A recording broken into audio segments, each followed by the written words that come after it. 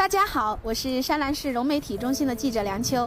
今天我们学习贯彻党的20大精神基层型采访组来到了龙子县玉麦乡。我记得上一次来这里采访的时候应该是2年前，但是这一次来到这里，我感觉到玉麦的变化很大。你们看，这个马路是非常的干净整洁，还有那边的基础设施也较以前更加的完善。下面就请大家跟随我的镜头去感受一下这里人们生活的日常。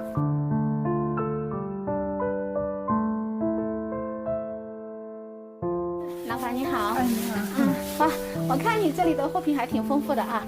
生意怎么样啊？你们家？生意还可以。还可以啊。那你这些货都是从哪里进来的呀？从山南进货的。山南进来的是？我们自己有车。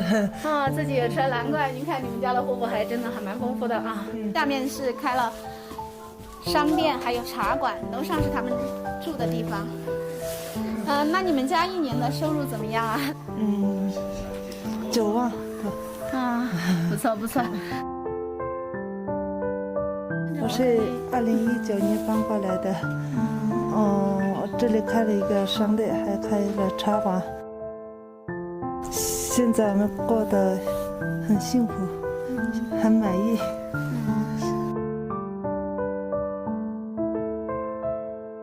希望大家来玉麦做客，我们欢迎你们。当年些个我阿家做个啦，当抽签你是，应对嘛，就他接住我这，当一就我那sem nam，用做全部做。我这当一就我那sem，当抽签你是，落就有这有嘛些，我这看到种个的呢，我这他会有个有这当一sem出去了。我其实那偏偏工作那，所以看到特别错那点的去，用土这个，听我种这个种米，肉不搞点这样。我这当一就我肉这个sem出的这。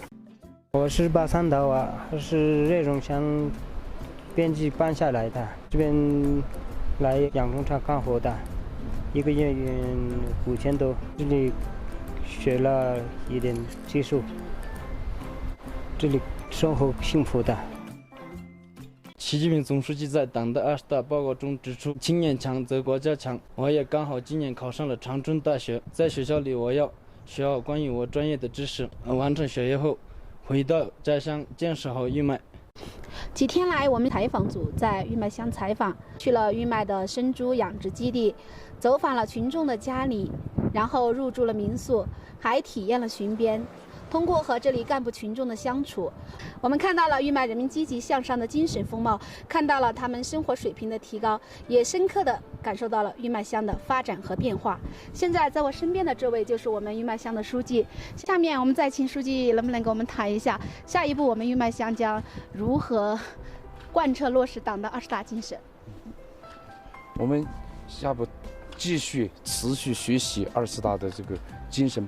总书记在报告里面提出，高质量发展经济，然后我们瞄定4件大事，从第一个我们是从发展，我们玉麦它属于边境乡镇，然后我们就要我们是19年被评为这个4A级旅游景区，然后我们从这个方面重点打造这个旅游产业，又因为我们乡又是红色村庄，所以说我们按照这个理念来发展经济，然后让我们这个民宿更好的提升，重点打造旅游产业，让群众过上更幸福的生活。